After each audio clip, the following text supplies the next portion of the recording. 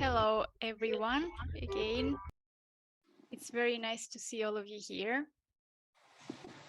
My name is Svetlana Ivanova. I worked at Vienna University of Business and Economics, and my field of expertise is mainly foresight and responsible innovation. And I have moderated many webinars, dialogues, online events for different European projects, and very happy to moderate the meeting we have today. I will ask to mute those who don't speak. And these are actually the rules of today. So please use the chat function for questions anytime.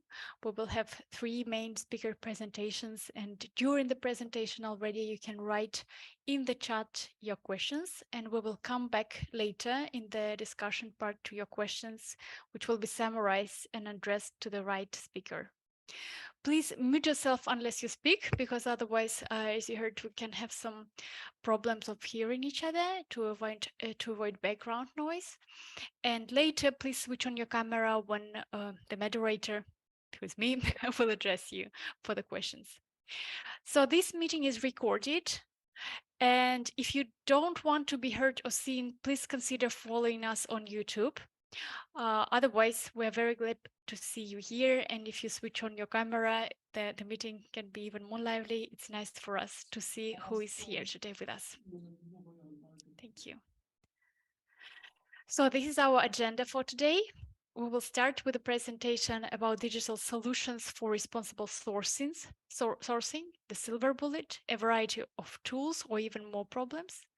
It will be followed by the presentation on the Global Battery Alliance Battery Passport, and then with a presentation on collaborative initiative for a standards-based digital product passports for stakeholder-specific sharing of products data for a circular economy. These 3 keynote presentations will be followed by a discussion. This is also a networking event.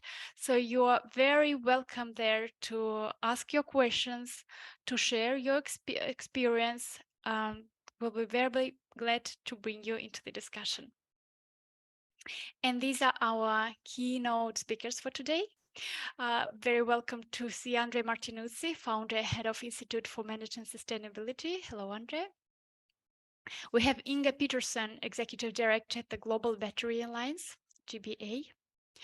And then we have Mark Hoff. Hello, Mark, advisor at the Cyprus Digital Product Passport project. And I'm very glad that Andre will take his presentation now. He will talk about digital solutions for responsible sourcing. And his main question he'll be addressing in his presentations are, what are the main supply chain challenges? What are the potential solutions for the diversity of regulations and standards? And what you can do as a company or stakeholder. Hello, Andre, and the stage is yours. You can share your screen. Thank you very much, Svetlana. Good afternoon to all of you, wherever you are from. Welcome in my role as Head of Institute for Management Sustainability, but also as coordinator of the resourcing project.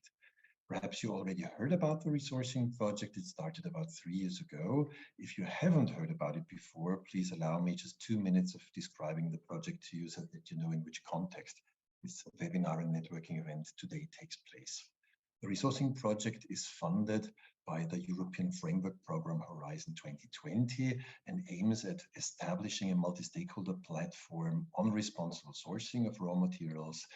And it covers 3 different sectors: the ICT sector, so the electronics sector, the mobility sector, and the renewable energy sector. Basically, because these are the 3 sectors where we think that digitalization leads to decarbonization. So we try to shift from climate impacts to smarter ICT devices, smarter electric mobility, renewable, smarter energies. And the basic question is this really an improvement? Or is there a certain risk that we decrease our climate impacts, but we increase the societal impacts, the environmental impacts that we have in the mineral value chains? Because for the ICT sector, ICT products, electric cars and renewable energy, you need a lot of mineral resources. The project aims at promoting strategic agenda setting and coherent application of the practices of responsible sourcing. Basically, there is a kind of need to know what responsible sourcing is about. And there's a kind of plethora of understandings of responsible sourcing. The project as such, in the first step, tried to establish a shared understanding what responsible sourcing is. We by now already had 3 conferences. So the 4th one will be soon. We had Global Advocacy Fora, flagship labs, and roadmap workshops. And at the moment, we already have 2 of 3 roadmaps for the renewable energy sector and for the mobility sector. They are already available. For the ICT sector, they will be available soon. So if you're more interested in what we're doing, join us on the website and join our series of webinars. Actually, you're already doing that. You're attending this webinar today. I've seen that nearly 70 participants. Wow, that's a lot. That's more than many other webinars ever achieved. Thank you for taking the time. Today, it will be about digital solutions. And end of June, this is a short advertisement, there will be another webinar on innovation for responsible supply chains.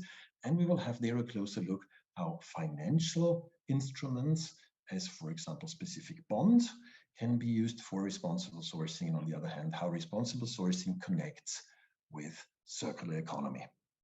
And third part, we will have a kind of summary of a little study we've done on the business case of responsible supply chains. This is end of June. You're more than welcome to join. And you're also more than welcome to come to Austria, because in late September, we will have our final conference of the resourcing project on systemic change for responsible sourcing. So sorry for the advertisement break, but I think you need to know the context in which this webinar today takes place. The context, supply chain management. Some of you might be supply chain managers, some of you might have the feeling that supply chain management is a really smart and cool profession. That's the way, wow, supply chain management till 2019 looked like the young Jack Nicholson. I don't know if you're as old as me, but I remember Jack Nicholson looking like that. Potentially he also remembers looking like that. And most supply chain managers looked so smart and relaxed and cool till 2019. So in 2020, something happened.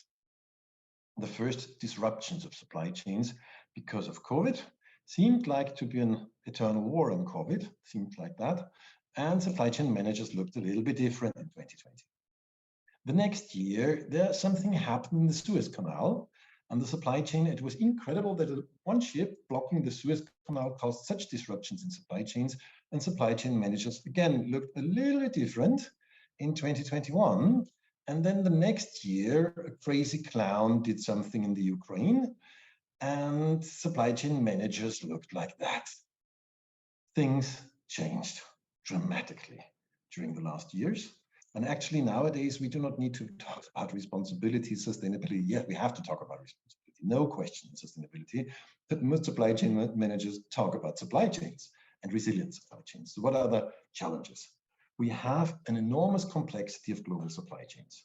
Number of suppliers increased. It's spread around the globe. This transformation of raw materials is complex. It's different if you're just trading with, let's say, timber or fish or leather. But when we talk about critical raw materials and ICT sector and decarbonization and digitalization, it's also a complex production chain. We have knowledge asymmetries.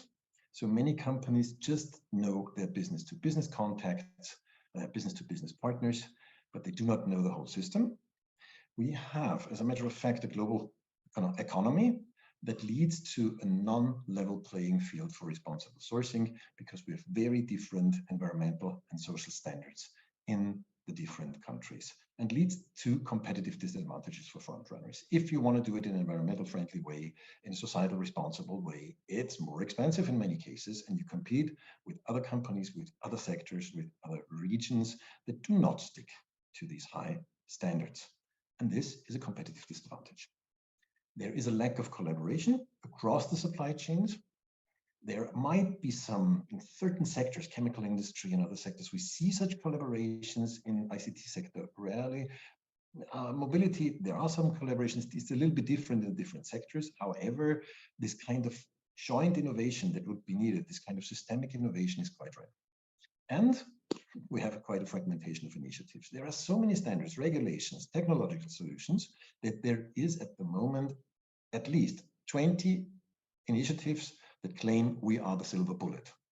20 of them saying we are the silver bullet, not one silver bullet, and they're all competing for attention. They're all competing for companies to work with them.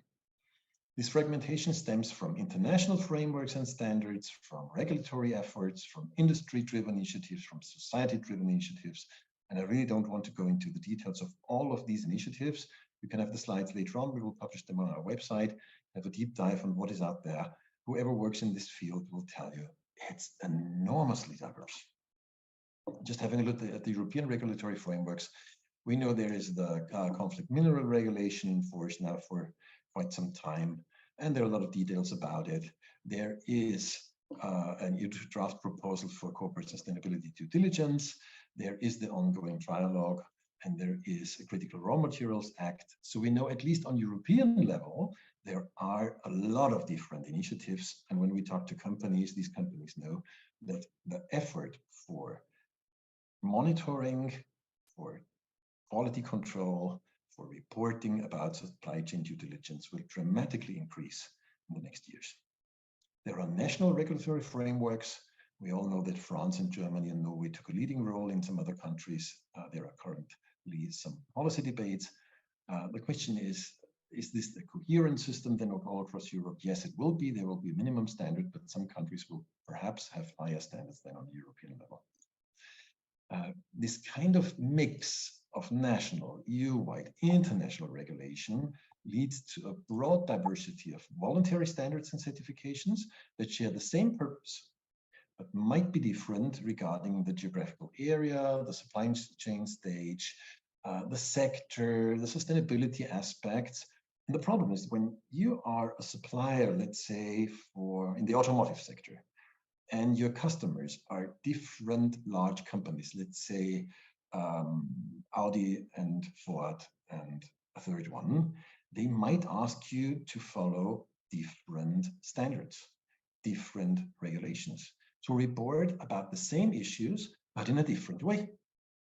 And it's an enormous effort for these companies that would need to stick to different systems.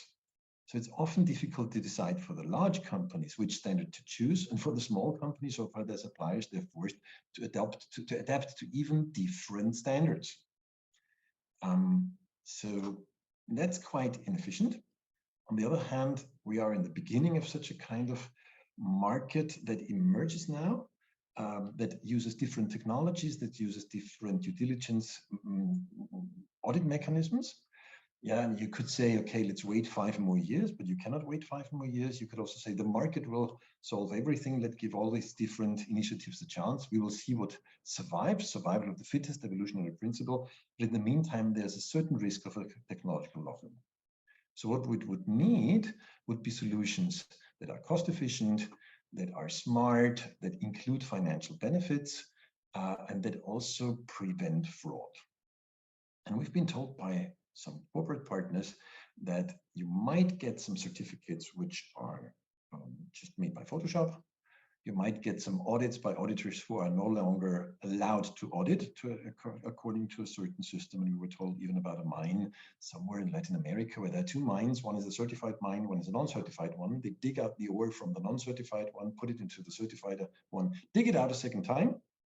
So there are really strange things happening. What would be potential solutions? And this is my nearly last slide. First of all, there needs to be an alignment of these certification schemes. And at the moment, certain groups are working on equivalent schemes, which means a kind of meta schemes that shows you what issue is covered in which certification scheme and audited by which kind of means. What we also need is data assurance. At the one hand, we have now some kind of certified auditor schemes. On the other hand, we have technological solutions for material traceability. We have some kind of analytical solutions for proof of origin. And then we have the digital guys with artificial intelligence and blockchain that simply say, take us, we take care of it.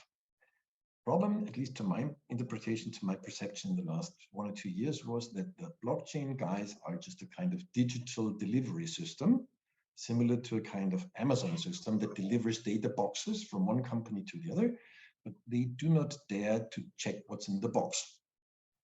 So better collaboration between auditors, material traceability, and blockchain would be required. At the same time, we see at European level a lot of efforts being put into digital passports. And today's workshop, today's webinar will be mainly about digital passports. They are now initiated for very different sectors: battery, buildings, critical raw materials, textile, and so on. There are blockchain solutions. Again, the problem of not one blockchain solution, but different ones, and they're competing. And the main issue is there any way to guarantee interoperability of different blockchains? Which means that you put it into one data space and different blockchains can then process it. And it's quite interesting that there are also some physical and digital tagging of products. As long as these products have a certain kind of stability along the different stages of a value chain, it's even possible to put some sprays on it and do some physical tagging. Also, these might be potential solutions. Now, what can you do as a company? Well, first of all, we think pooling of resources would be quite smart in your sector. So not invent the wheel again and again and again and again, but sectoral initiatives, even multi-stakeholder initiatives in certain sectors would make sense to pool resources. You should, most of all, adapt your purchasing practices and invest in suppliers. We've done some case studies on successful sustainable supply chain management, and most of these success factors circle around more innovative solutions when you collaborate with your suppliers. When you do not simply select them, screen them, and kick out the ones that do not follow your standards, but if you really closely collaborate with them. You know much more about your supply chain, you know more about resilience, but you also can co-develop your suppliers. And at the next webinar, Mariana from my team will give you a presentation on these success factors and business cases. You can exchange data and knowledge for sure. Our webinar series is part of that, and you can engage with industry associations. So, as I said before, resourcing roadmaps are on our website. Next webinar will be in June and conference in Vienna in September. Thank you very much. Thank you very much, Andre, for very interesting, insightful presentation. And I would like actually to ask everyone, maybe someone would like to present himself or herself in the chat beside from the question, because I will be now presenting our next speaker. But if you would like to write in the chat, where are you coming from and what is your field of expertise, we will be very curious, because now I see we are, I think, almost 70 participants now. And Another sorry, thing, Svetlana, if you have any questions about my presentation, just note them down. Perhaps you will have forgotten them after Inga and Mark. So that's a good opportunity now to do a little bit of brain dumping your questions into the chat. And I'm more than happy to follow up then later. And yeah, we will come back to this question later. And Mariana, if you could maybe share the links of our events in the chat, following events, the next webinar and the final conference, that would be also great. And thank you again, Andre. And I'm coming for our second presenter, our speaker, Inga Peterson. She's Executive Director at the Global Battery Alliance, for those who join us later. And Inga will talk today about the Global Battery Alliance Battery Passport, addressing three main questions. What are the 10 guiding principles for a sustainable battery value chain? What did the GBA proof of concept pilots entail? And what are the major high-level learnings from the pilots of the GBA? Hello, Inga, and the stage is yours. You can share your screen. Thank you so much. And thank you to Andre for this perfect introductory presentation. This was really comprehensive. And even though our members might not quite look like Jack Nicholson yet, they come to us with many of the same problems that you described, that they're facing in their everyday engagement and expectations from upstream, downstream. But I'll try to talk about that a little bit more. But it was really a perfect summary of the landscape, how we are also experiencing it. So thank you for that. And thanks for the introduction. So I'm trying to forward, voila, I hope you can see my slides. So not wanting to position the GBA as one of these silver bullets as the initiative that combines all other initiatives, the GBA was born out of a realization of many of these issues, maybe a little bit more subject matter specific. So we are a public-private platform that spans the entire battery value chain and the corporate and non-corporate divide, so a genuine multi-stakeholder effort. We were initially incubated by the World Economic Forum as an initiative of the World Economic Forum, with the twin realization that batteries are going to play an essential role for the green energy transition to really power the green energy transition, electrification of transport and power sectors, and thereby meeting Paris Agreement targets. But at the same time, there's significant impacts associated to battery value chains. And the foundational issue that brought members together was the issue of child labor in cobalt value chains in the DRC specifically. So the members realized that these problems are so complex that you can't really resolve them as a single stakeholder, not government alone, not the corporates alone, not civil society alone, but it does require concerted action across the value chain and across the community of stakeholders. I won't speak too long about it, about the opportunities, but of course, realizing we actually had made some growth predictions in our 2019 vision, which encapsulates our vision of sustainable, responsible and circular battery value chains by 2030, including here some of the economic opportunities associated with it, but also in terms of the improvement potential. So Andre also spoke about emissions reduction potential. In our initial 2019 vision, we had estimated that there is a potential 50% emissions reduction across battery production. In our most recent analysis in 2023, we found that by taking really concerted action, this could be up to 90% potential emissions reductions, which would obviously be a massive win in making electric vehicles, battery electric vehicles, the sustainable long-term choice. Just a quick recap here on our members. So really, maybe just to note that it spans the entire value chain from the miners, Anglo American, Vale, Glencore, etc., through the cell manufacturers, the OEMs, all the way down to the recyclers. So really providing quite unique insights, but then bringing also that ecosystem together of NGOs that are working in the sector and public sector organizations and other industry associations. Svetlana mentioned the 10 guiding principles. So this is really what our members endorse and have committed to implementing. I won't take you through all of them in the interest of time, but maybe just to highlight two that we've prioritized over the past 2 to 3 years. The GBA became independent last year. We're now a not-for-profit organization incorporated in Belgium. And principle 4 of disclosing and progressively decreasing greenhouse gas emissions has been a priority for us. And of course, principle 8, immediately and urgently eliminating child and forced labor from battery value chains. Not that these are more important than others, but these are the ones that we started with. We have found in our vision report that in order to manage impacts and ultimately reduce them and mitigate them, we first need to measure them. And one way to do that is to bring transparency to the supply chains from cradle to grave. So we had devised this concept of a battery passport in our 2019 vision report, which was then ultimately, of course, picked up by the EU in the battery regulation. Ultimately, a digital product passport that establishes a digital twin of the physical battery that combines multiple elements of data and reporting. One, the technical parameters of the battery, so the manufacturing history, recycled content, battery state of health for the in-use period, etc. The second pillar being the tracking and tracing of the material flows. So where does the cobalt, the lithium, the nickel come from? How does it travel through the supply chain? But then crucially, and this is where we've centered our energy, how do you combine that with consistent reporting against commonly agreed sustainability performance expectations so that you can ultimately have comparable performance, sustainability performance at the product level, which can inform consumer choices, so end purchases, but also supplier choices. When an OEM picks their suppliers, they may also want to factor this criterion in.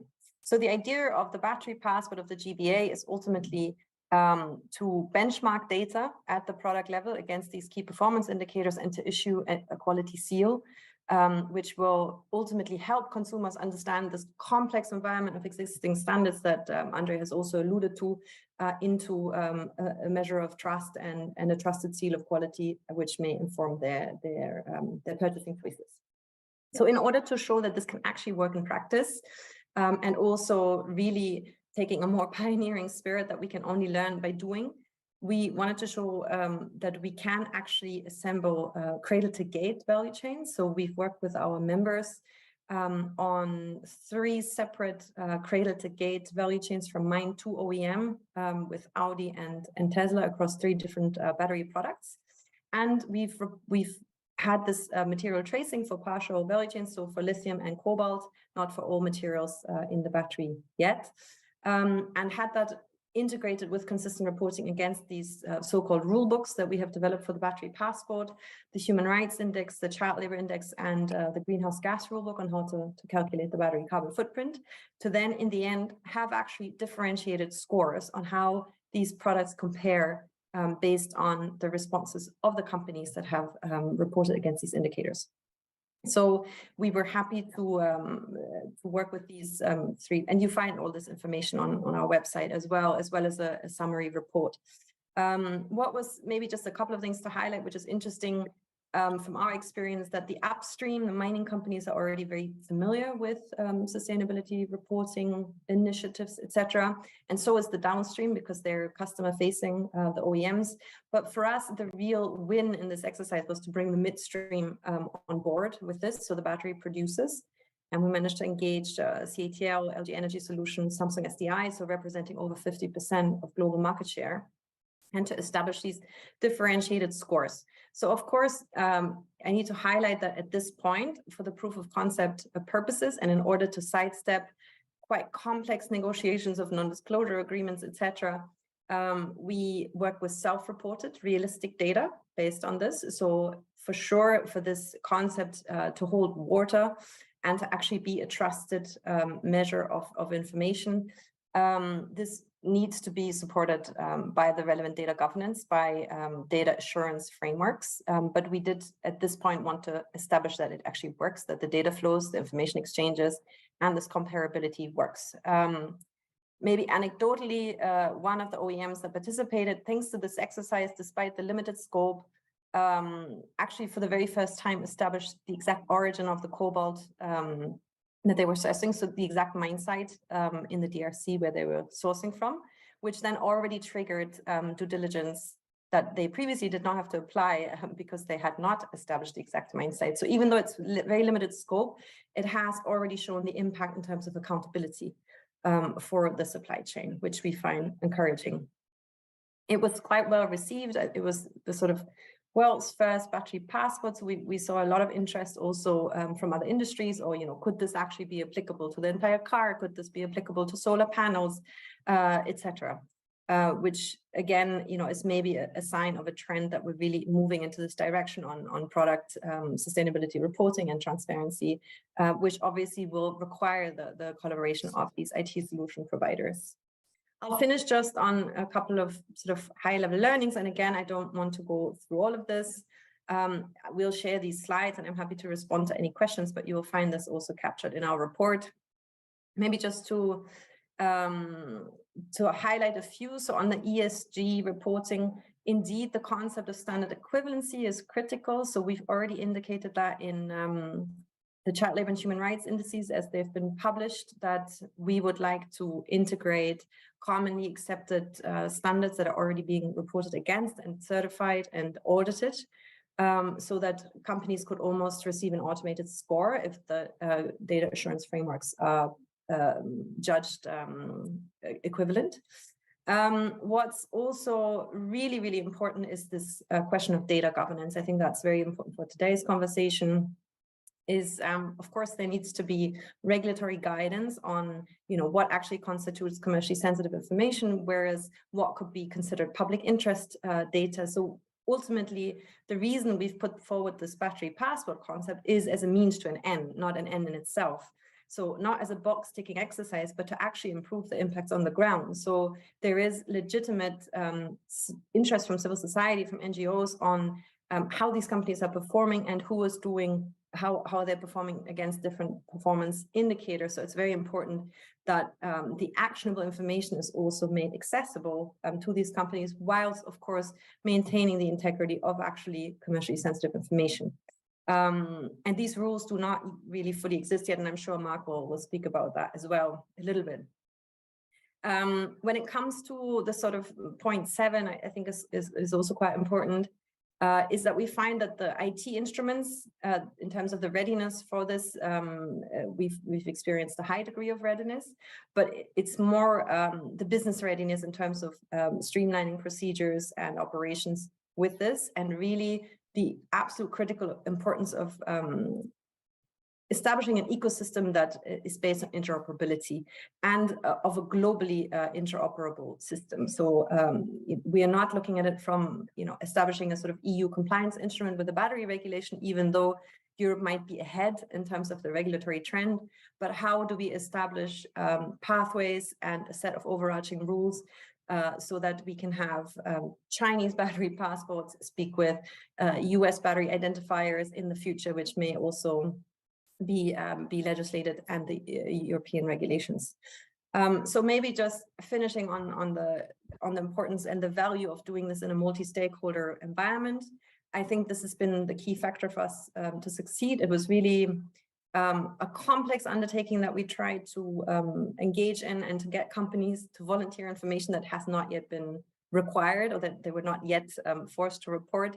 I think we were really only able to do that and to get companies to share data because of these trusted relationships that we established as part of this GBA partnership, this alliance. So really underlining the value of multi-stakeholder collaboration and peer-to-peer learning. And I think I wanna finish with this, and then I'm very happy to take any questions. Thank you so much. I hope I stayed in my allotted time. Thank you very much, Inga, and thank you for sharing these learnings from the pilots. I think it's very useful for everyone to learn from experience of others. Thank you, Inga. And we're going to the next presentation. And I would like to introduce you Mark Hoff. Hello, Mark. He is advisor at the Cyprus Digital Product Passport Project. And he will talk today about what are the main aims of Digital Product Passport, what are the key features already included in the ESP regulation, and what is the Cyprus vision for DPP system. Hello, Mark. Yes, hello everyone. You can share your screen. Yes, let me just do that.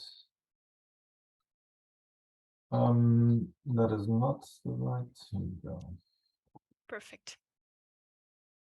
So I am representing Surpass, which is a consortium that was formed many months ago in anticipation of the developments for Europe to move towards the circular economy. Sorry, Mark, we have your presentation in the mode that we have sharing the slides, and then also the next slide. Can you do full screen so that we can see the slides better? Sure. If it's possible. If not, we can continue. Should be working out now.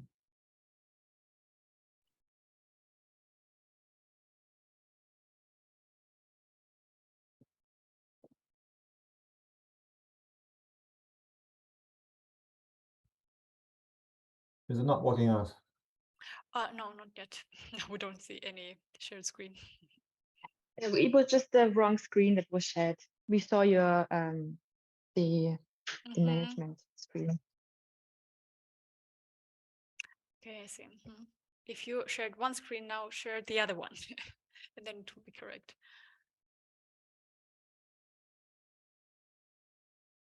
That's better. Yes, if you can do then presenting mode, then it's perfect.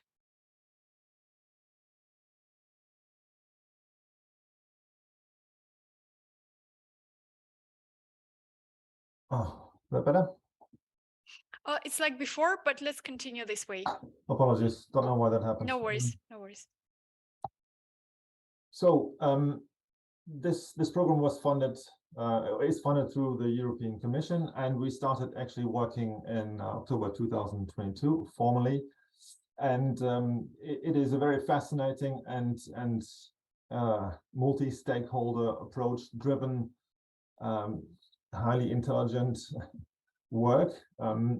So what we have to do is the following. We will be producing prototypes and identifying prototypes for digital product passports.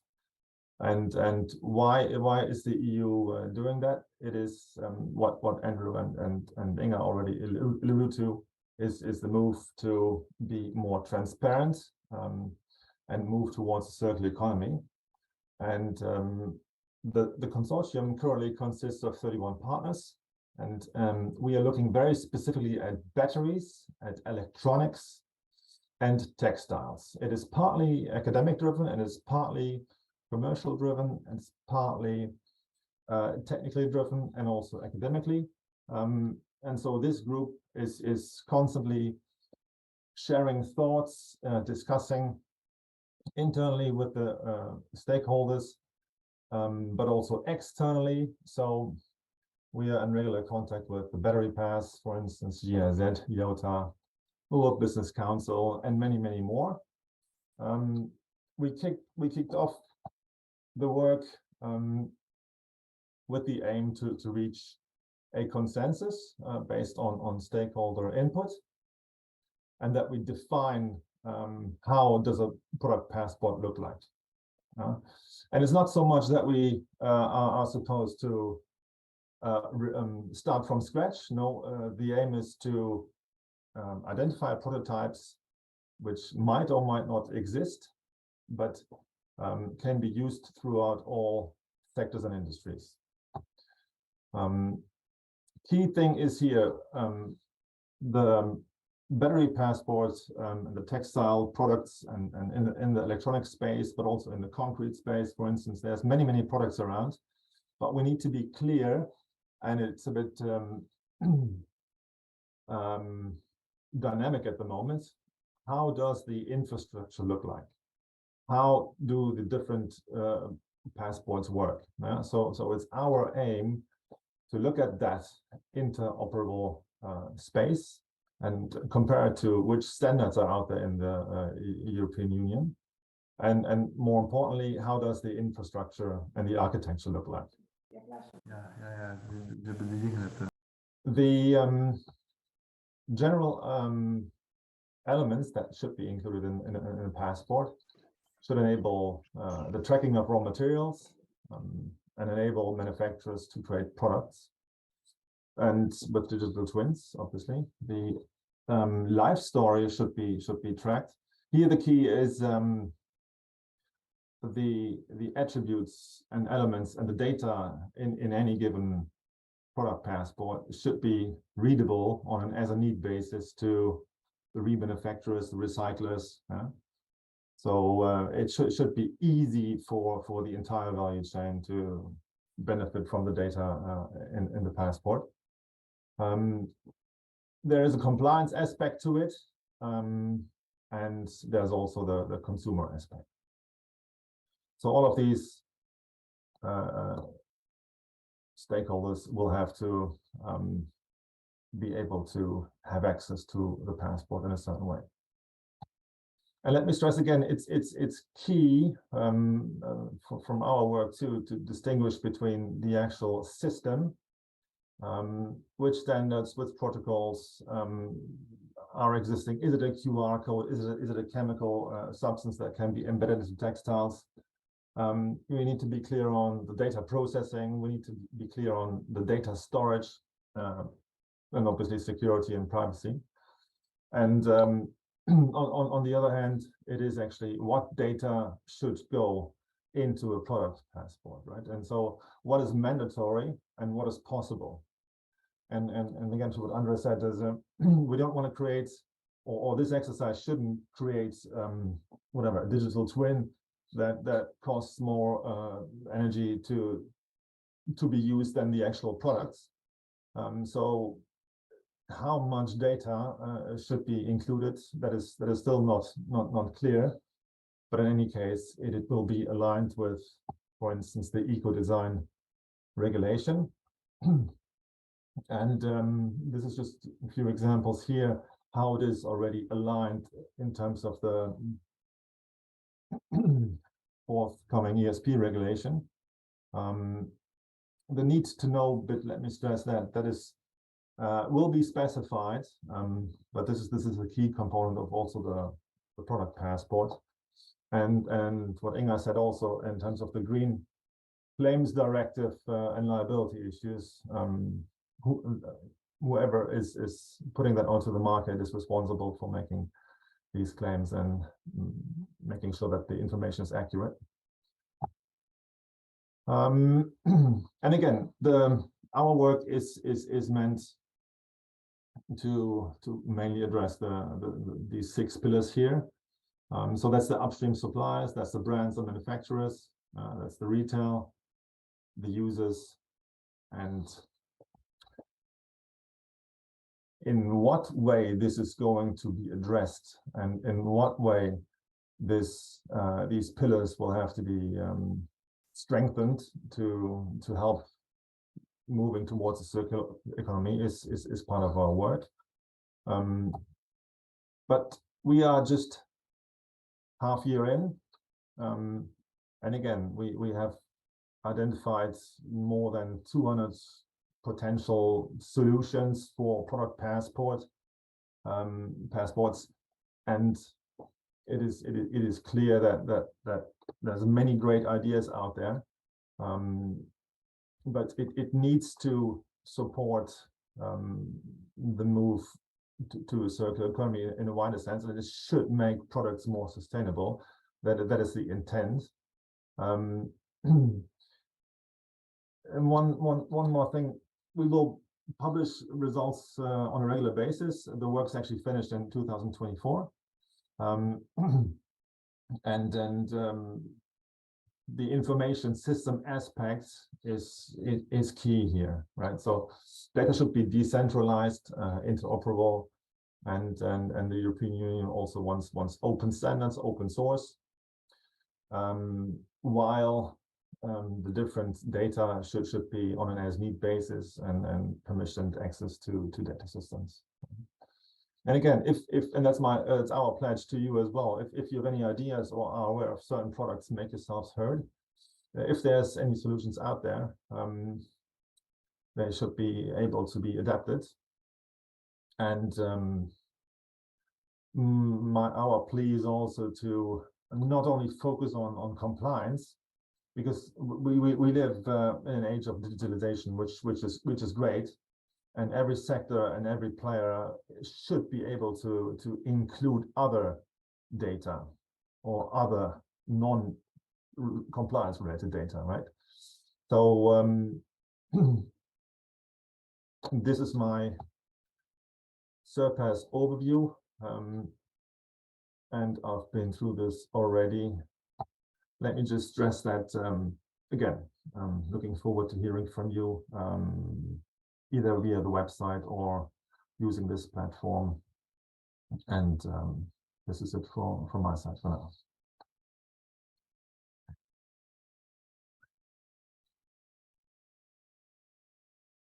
Thank you very much. Thank you very much, Mark. Thank you for interesting presentation, and I see a lively discussion already in our chat. Could you please, Mariana, for discussion part, bring all the speakers and me to the spotlight, and then we can start the question and answers part. So I would like, first of all, to summarize maybe questions and answers you already gave, Inga, because I saw that few interesting questions were addressed to you and you have already replied in a written way.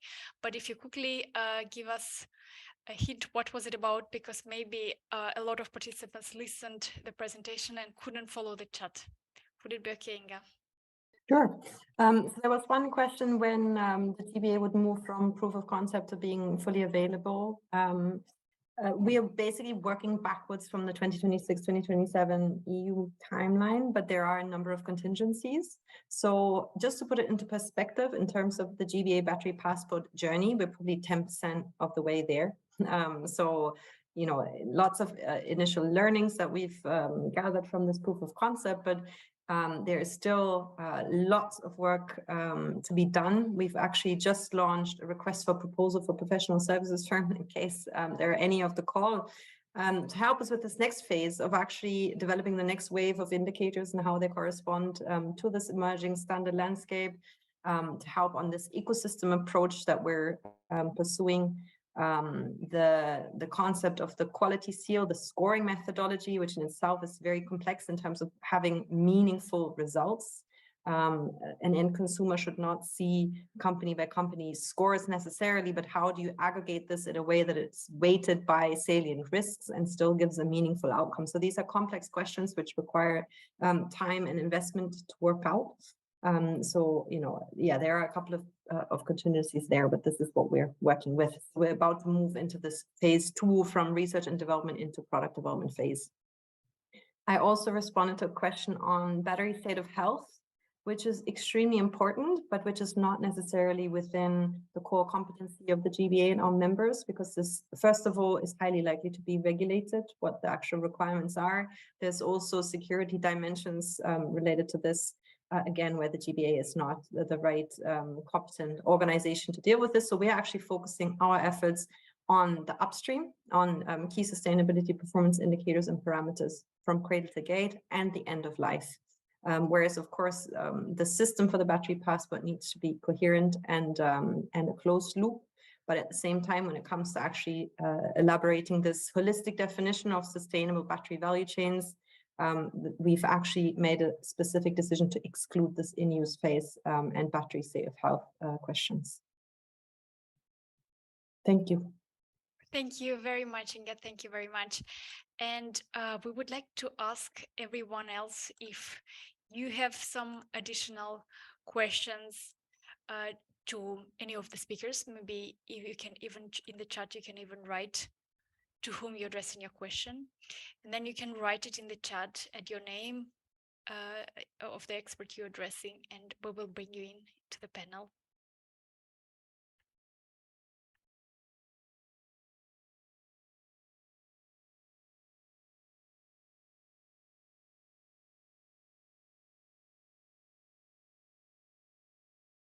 While you are writing and addressing some questions, I have one question to Mark. Mark, could you please tell us, will the DPP foster digitalization in the supply chain? Yeah, that's a good question. The intent is still yes, it should. But it depends on how also the DPP or the Surpass platform is being perceived. And how multi-stakeholder organizations pick this up. There are some shortcomings in terms of money and capacities if you go down further in the supply chain, right? So it will be difficult to, the intent is there, but it will take some time for small and medium-sized enterprises also to jump on that bandwagon. But yes, it is a clear intent, and it should work that we foster digitalization throughout the supply chain with the passport. If we communicate right, if we turn to our stakeholders and look at the existing solutions without wasting time and effort to develop something new. Thank you very much, Mark. Thank you. And I see very interesting questions of Juliaum Huet. Sorry if I may mispronounce it. Juliaum, if you want to unmute yourself and ask your questions yourself, that would be great. Otherwise, I can read it.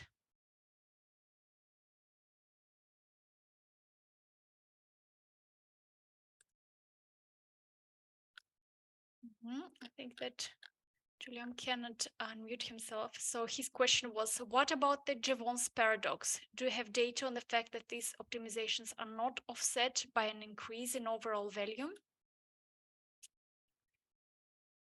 Who feels like answering?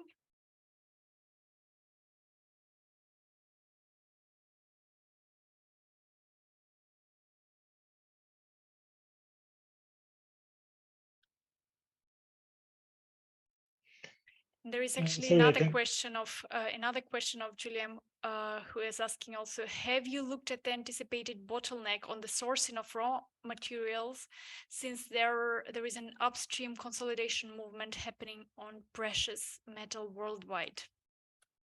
I will put this question again to the chat so that the speakers see it. Hi, sorry. I finally managed to get access to the mic. Yeah, can you hear me? Yeah. Are you here now? Yes, sorry. Mariana, can you add him to the spotlight? I can only do it if he turns on the video. Okay, is it too much if we're also asking you to do that? It's a bit too much. It's Okay. 10 Just go p.m. in ahead. Hong Kong. So Okay, good. Go ahead. no, the question was simple. I think that this is great to have this transparency, but the end goal is to reduce the material footprint, right? So the optimizations are amazing, and this is needed. But how to make sure that we basically at the end consume less, and how to make sure that the total volume of mined resources is reduced, because this is the end goal, to make sure that we don't do more deforestation to do more mining. So even if we have a 100% transparent supply chain, if the damage on the ecosystem continues, the problem is not resolved. And the second question I had was more related to the bottlenecks, because I know that it's not a secret that there's a global race for these raw materials, particularly precious metals, but also copper and so on. So have you, in your studies, identified some potential bottlenecks to come on the supply chain? Okay, yeah, sorry. Thank you very much. Who is willing to answer? Yeah, I can make a start and maybe Thank you, Mark. you can take it. No, very good questions. Yeah, the global race. But starting with the first question, though, the EU is looking for transparency, but also making through the green claims directive, making it clear that there's a liability involved. So through making it transparent, through making the move towards a circular economy, at least that's the vision, that's the goal. Products or the use of sustainable products should be encouraged, and recycling should be also encouraged, obviously, and reuse. But through the transparency, there are indications that consumers will make the right decisions. And manufacturers also it will be more difficult for manufacturers to bring unsustainable products to the market. So that should reduce the consumption of materials and products. And I don't have an answer to the second question, though, but that's it's just okay. Andre, do you want to follow on the second yeah. one then? No, not the second one. I also would like to discuss with Mark and with Inga the basic question: do you think that digital passports will change consumer behavior? Because that's the basic issue. Will the digital passport be then something when I go to the next supermarket, I pull out my smartphone, and before buying a new television set, I will screen through 2,000 pages of digital passports where all this stuff come from? Or do you think it will be rather summarized in a kind of indicator, a kind of cloudy sky, thunderstorm, green light, red light thing? And if this will be done, who will do that? Who will aggregate the 250 indicators of social and environmental sustainability into one red or green light? I'll put my hand up here. You will do it. Great. This is really the heart of the theory of change of the GBA, to facilitate that race to the top based on sustainability performance at the product level instead of just cost or manufacturing history or provenance of the materials. And how can we help consumers understand that in a trusted and easily actionable way through a quality seal concept, whether that's going to be, like your energy efficiency rating on the fridge, how does this actually perform? So this is what I was also speaking to in this next phase, where we'll really be spending our energy on elaborating the scoring concept, benchmarking, and then issuing a quality seal to help this translation exercise for end consumers. This is exactly where, we see the GBA being able to play an important role as a sort of impartial arbiter of what sustainability actually means, and feeding in these sustainability performance expectations also from non-corporate stakeholders. So really going beyond this sort of compliance tick box exercise, but going beyond compliance and providing that space for companies to differentiate themselves on that. And I think I might also just pick up on the circularity question. I see a similar question in the chat. So interestingly, for sure, if we want to emphasize circularity, first we need to know where the materials are and how they travel through the supply chain. It's really step one. But I think through the digital product passport, there can be interesting ways to explore how do we actually incentivize circularity as a performance indicator in itself. So is the battery designed for, repurposing, for remanufacturing? Do we include disassembly instructions for recyclers in the battery passport? These are parameters with which the concept can serve to make or to enhance circularity in these battery value chains. And at the moment, of course, there's a complete lack of standardization when it comes to EV batteries. A recycler will receive an EV battery, they don't know what's in it, how to take it apart. You can't transport them because they're not standardized. Even to fill a container with EV batteries is a challenge. So I do think that the digital product passport provides one, if not the only avenue to help incentivize that. Of course, regulation here plays a critical role. And I think what we find interesting also from our members is that there is maybe some interesting lessons that we can learn from lead acid batteries, for example, where we've had similar diversity in earlier stages, but then we did see a convergence on standardized sizes, formats, chemistries. So we're certainly also looking at that, what are some of the learnings that could be applicable?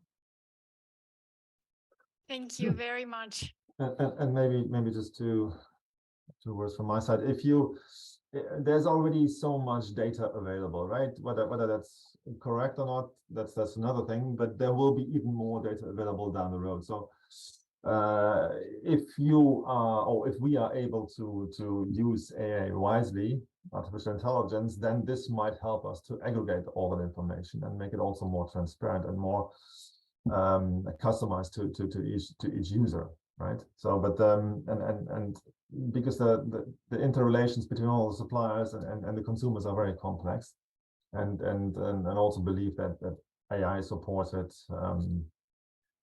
systems will help make the product passport more effective. Definitely. And also think of the passport as a knowledge graph where there is specific users, specific stakeholders requiring certain information, and it is it goes, maybe that's another topic, but take away that we need to do much more consumer transparency and education as well. Thank you very much, Mark. And we have a next question from Patricia Urban. Patricia, hello. Do you want to present yourself and ask your question? Yes, hi. Can you hear me? Yes, perfectly. Okay, great. Hi. My name is Patricia Urban. I work at CEPS, Center for European Policy Studies. And thanks a lot for these insightful presentations and organizing this webinar. We are working in a Horizon Europe project on circular battery packs and end-of-life battery management in the automotive sector. And as part of that, we are conducting research on battery passports as well. And I was wondering, because interoperability has been highlighted several times now during today's presentations, and this is also something that has emerged as a key issue in our research so far. So I was wondering, what are your views on how to ensure interoperability in practice, given that there are many different tools currently under development and will be placed on the market in the near or midterm future? Yeah, thank you. Thank you very much. Thank you, Patricia. Who would like to follow on this? I mean, maybe a quick one from the GBA perspective. So yes, when I showed our membership slide, you may have seen that there was a large bucket of constituents in the GBA that are in fact track and trace providers, IT solution providers, IT companies like SAP, Microsoft. So we are trying to bring these companies together in a pre-competitive and technology agnostic way. So for the pilots, we were agnostic for the instrument with which the battery passport is implemented. We focused our attention on defining the rules against which the companies report. But in the future, what is what we can envisage. Sorry, I'm having word finding difficulties. It's good. From the GBA perspective is, for example, to have accredited instruments, because when we're talking about data assurance and verification, the same standards would also have to apply for the instruments that aggregate this data and carry it through the value chain. So this we don't have all the answers yet, and like I pointed out earlier, these rules are not fully written, but we are trying to help co-facilitate with others like Surpass, like Battery Pass, like Catena X, can we agree a common set of rules and standards that enable this interoperability with different platforms and systems, because otherwise this proliferation of initiatives and competing solutions that we see, of course, IT solution providers should be able to differentiate themselves based on their services, but there do need to be a common set of rules and standards globally to make the system work in the long term, especially if we see similar regulation maybe coming online in a couple of years in the US as well. How do these systems speak to each other effectively? And if you think that through, it might also create a space for ISO at one point to come up with a new standards, right? But until then, it is definitely a challenge. From what we observe is that within certain sectors, that is a bit easier, right? So, but then you are back into the sectoral approach. But from our work, yeah, it is definitely at the moment a challenge. Thank you very much. Thank you, Patricia, for your question. And we have a couple of more interesting questions in the chat. Maybe Assad, or I can see that Apostolos Sourlakis with very nice good question is here. I will add you to Spotlight if you don't mind. And if you would like to ask your question, that would be great. Thank you. Very interesting topics and discussion. Thank you very much for giving us the opportunity to attend. I'm Apostolos Sourlakis from Greece, and I was just wondering, because I have been part of many discussions about new technologies, new schemes, but mainly focused on new products, on new processing, manufacturing processing, etc. But here we are talking about circular economy. So how about all of these batteries that are out there? These are huge secondary raw materials that can be used for circular processes and refurbished products, and so on, so on. Although new batteries are going to be they will have a huge impact. Right now, I think that it's equally important to support business passports and monitoring of existing batteries and existing products that are out there, and we need to reuse, recycle, repurpose. So have you thought about applying the passport in somehow in process to existing materials that are out there?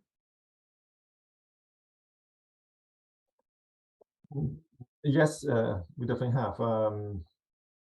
But to the extent, at least from the Surface perspective, this is a little bit above and beyond. We can flag it, but ultimately it's the EU who will make the call on that. There's a number of ideas floating around, right? So once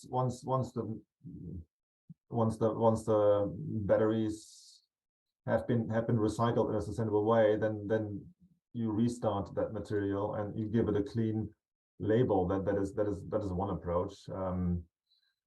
But it's true that this is an issue. It's flagged, and this piece of work hopefully will be, at least from our perspective, be finished near the end of this year. But thanks for raising it. This is we need to constantly ask ourselves that, yes, and how we do this.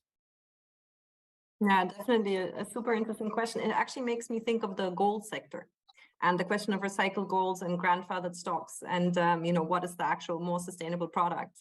I would imagine we have not worked on this specifically, so I'm just brainstorming here, but I would think it would be challenging to try and retrofit the product passport to existing batteries because the information just simply might not be available. But indeed, at the point of re-entry into the material cycle, the material would be associated with this point of origin, and it wouldn't be at the mine, it would be at the recycler, and then you ultimately might start mid-loop, but you are working towards closing the loop. So that would be But I'm sure there is lots of interesting lessons to learn from other sectors who've implemented traceability for material flows, such as gold. But really interesting question. Thank you. Thank you very much for the question. And I would like to ask if Emilio Cimino from engineering would like to ask his question himself, or otherwise I will read it. Yes, I have a problem with the webcam. Sorry. Okay, Emilio, just go ahead and ask your question without a webcam. My question is about the existence of standards, technical standards for DPPs. For example, I don't know, ISO EX standards. And if not, if they are planned in the next future. In particular, I'm speaking about standards of data structures and data exchange.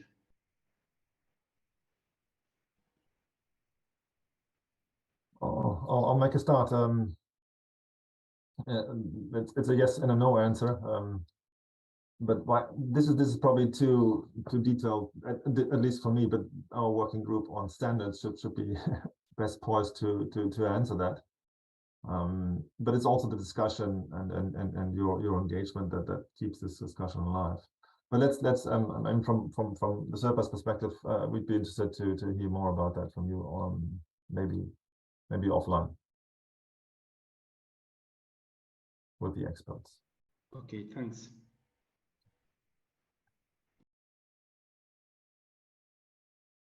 Anyone else to add something on this, or otherwise I will go to the next question. So I think we have now 20 minutes left before we finish our event, and actually after these questions to our speakers, we would like to ask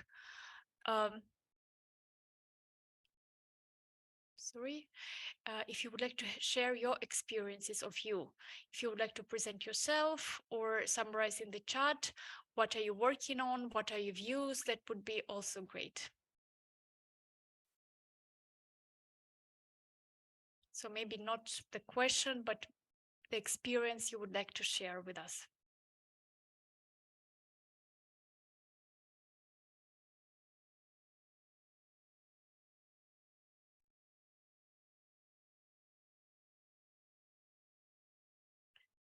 And then Hi. we can bring you to the panel. Yes. Hi, Vinayak here. I'm PhD student at Imperial College London, and I'm working on battery passport using blockchain technology. So I just wanted to if we wanted to really execute battery passports and other passports at a ground level, I think it is also important to understand the identity problem associated with the products, like decentralized identities. And so anything that is coming up from either GBA or Surpass about identifying the product, like having decentralized identities, DIDs, and how it will be going ahead, how it will be done.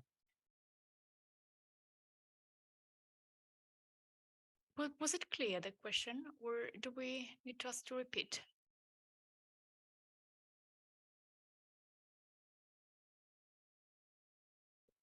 Maybe just to ask, in how far do you expect Surpass to do that, or is that more a question for the individual product passport companies that are already producing that? Yeah, so any standard that will come for like identity, like for regarding decentralized identities.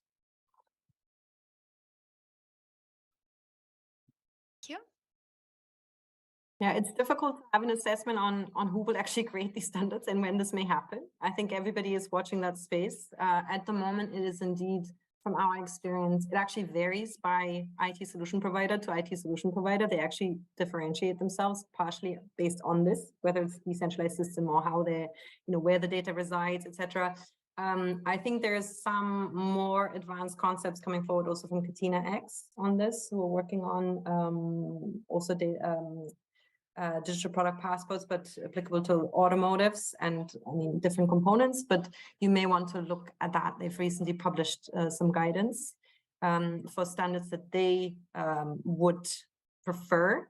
I think what's interesting is that it's really an holistic value chain approach. So there may be some standards and experiences that are widely propagated with downstream companies and preferred, but that perspective is not always shared with upstream companies who have other systems in place and are working with different types of service providers. So bridging this, I mean, this is really where we see, obviously, the value of organizations that work along the value chain and bring that together, because it's not such a unified position, or there's not such a, clearly identifiable preference for one model over another, depending on who you ask. This is just from our experience, but there's much uncertainty still in the air around these questions and in the market on how this will be resolved. Thank you very much. And I see Amaya Igartua raising her hand. Yes, thank you very much for this excellent presentation. And I have a question. We are involved in the EDIS project, mapping safe and sustainable by design criteria. And we think that the passport, the product passport, will be a tool to monitor also and to classify and monitor the safe and sustainability products. And then we see like a tool that can be implemented, but if it could be possible not to finish in the production stage, but also to continue during using states and prepare for the end of life. That means that if during use phase, it could be possible also to introduce data, not only during manufacturing process, but also during the use phase and the end of life, then it could be like easier to track the circular economy. And in that way, the ways to track will be important in a way that it is not just a value of that maybe with a RFID, it will be possible to interact with the use phase of the material in such a way that if users are also involved in the value chain on the battery product definition and use, then it could be good to collect data also of the use phase, because it will be really good to have this data in order to improve the durability and lifetime of the products, because if we can increase the durability, then we will need less number of products, and then will be easier to, let's say, to reduce the environmental footprint at the end. Yeah, no, great thinking. And again, there are solutions out there that do just that.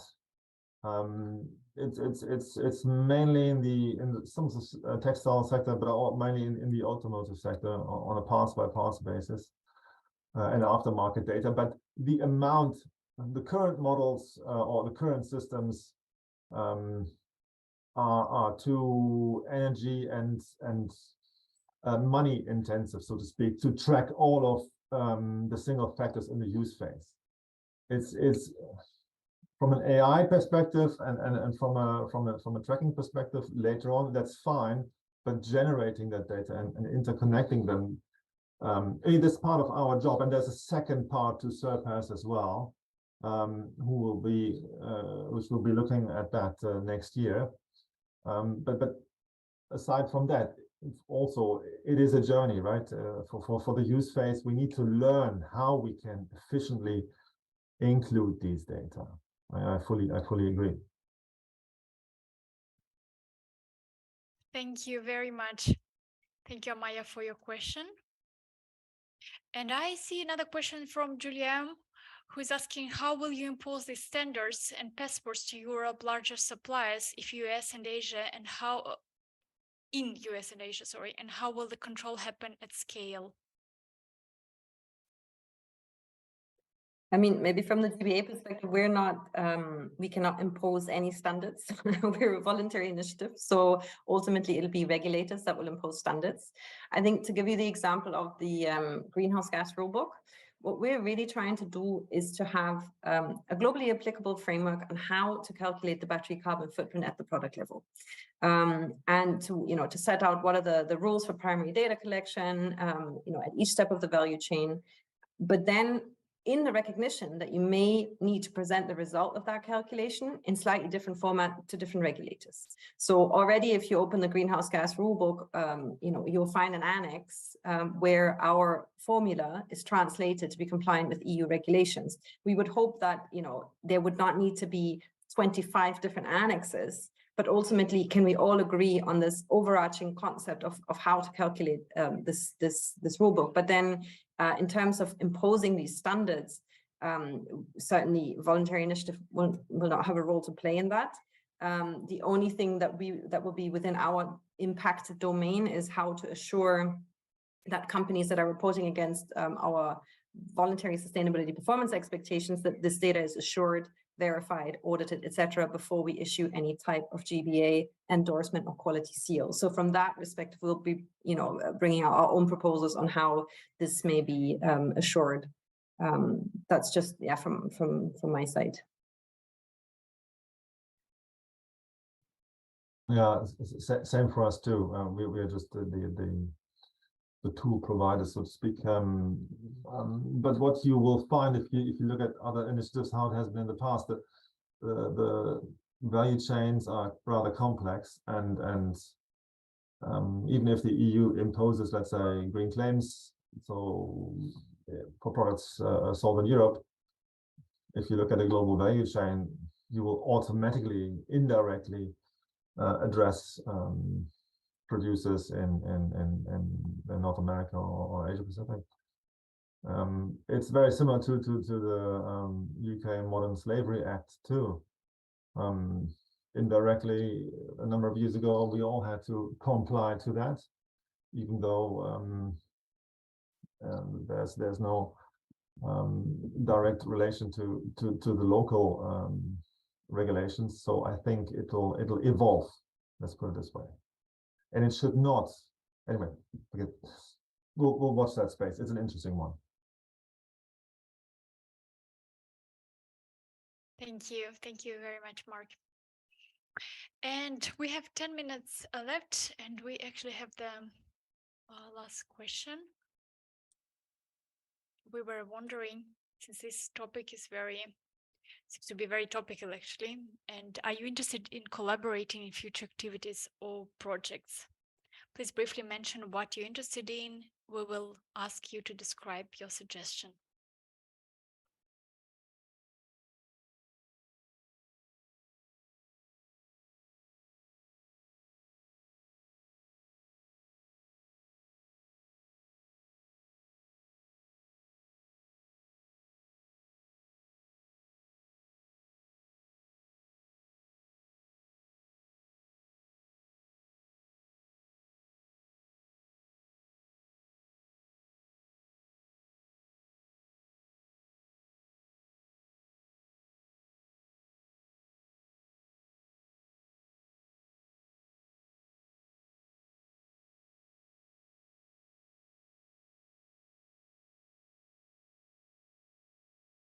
I see Amaya raising her hand.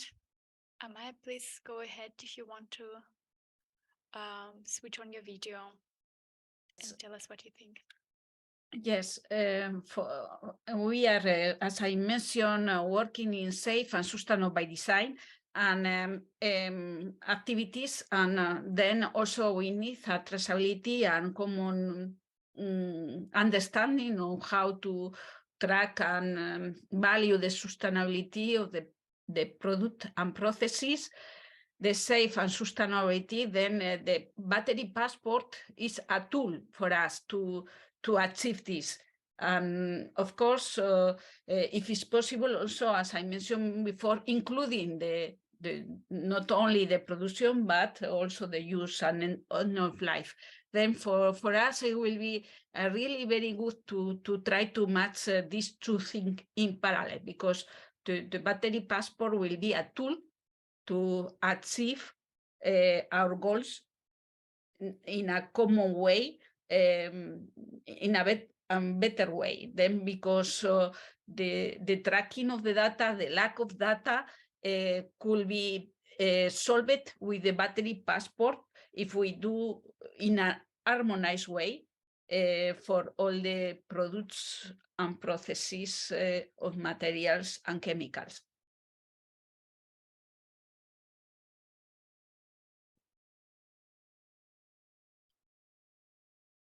Thank you very much. If there are some comments on this, please go ahead. If not, I will ask Alessandra Manzini to speak, or I can ask the question of Alessandra myself, just to read from the chat. Alessandra, would you like to unmute yourself, or should I just read?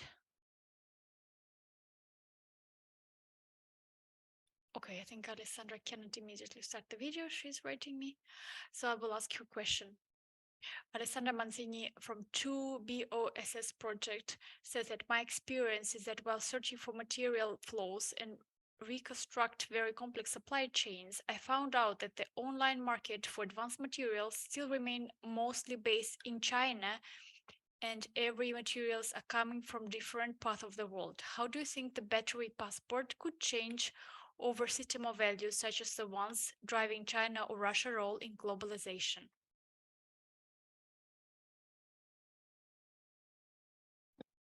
I mean, maybe from our perspective, I think the unique value that the Global Battery Alliance provides is actually to be non-political, to be outside of these geopolitical dynamics and supply chain localization and access to resources, but really to work with the realities as they are on the ground. And for the foreseeable future, these will be highly globalized value chains. We will not see an indigenous battery end-to-end value chain in each country of the world that wants to have an EV market. So I think different jurisdictions may use battery passports and battery identifiers to different purposes.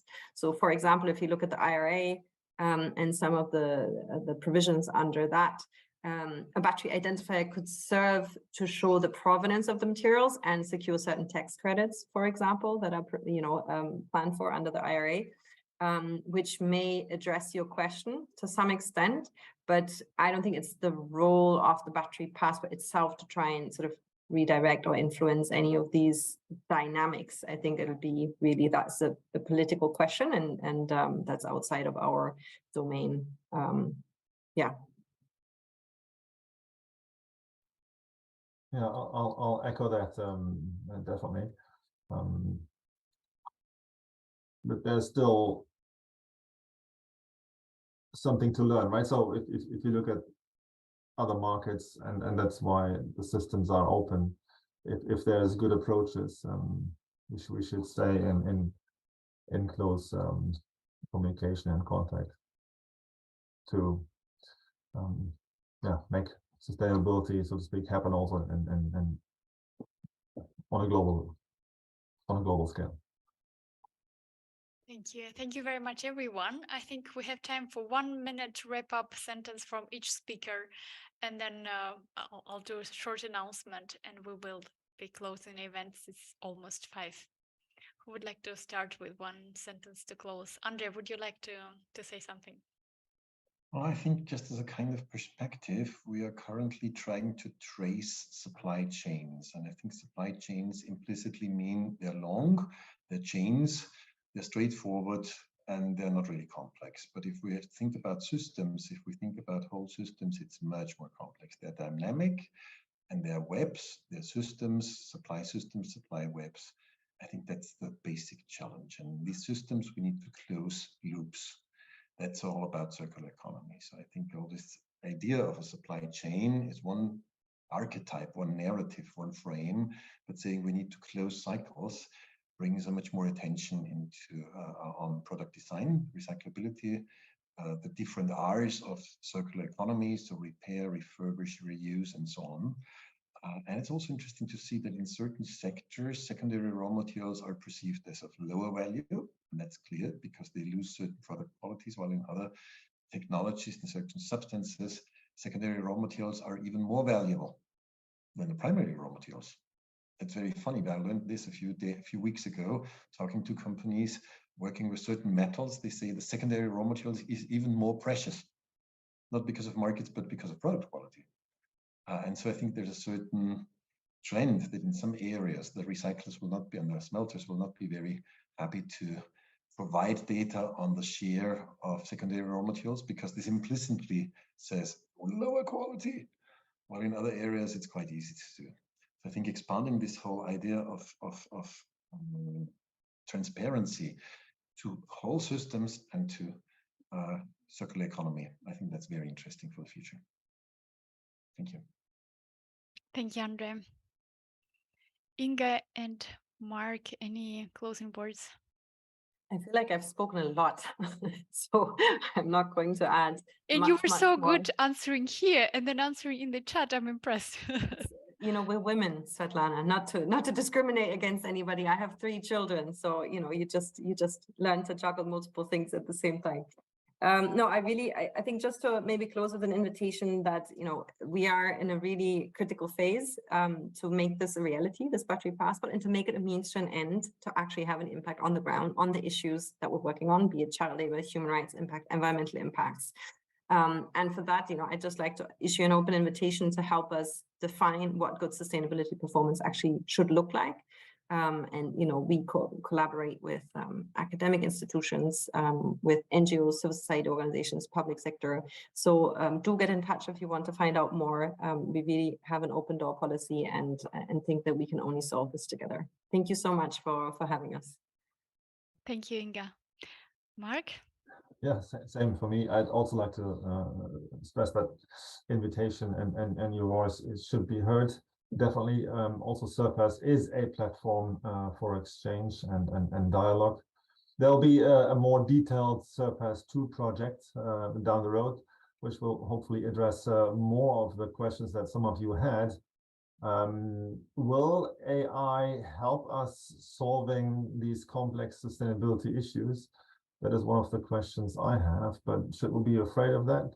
Probably not, but the complexity probably requires that we need to look into this as well, because it's not only carbon or human rights, it's a lot of aspects, sustainability aspects that we need to take into account. And this is a journey, so happy to have you all on board. Thank you very much, everyone. Thank you, our speakers. Thank you, our participants. It's exactly 5:00 now. And just to say that we're looking forward to see you in our next webinar on innovation for responsible supply chain on 22nd of June, save the date please, and also on the final conference, Systemic Change for Responsible Sourcing on 21st and 22nd September in Vienna. Thank you very much, everyone. And I wish you to have lovely afternoon or day, for depends where are you. Thank you very much.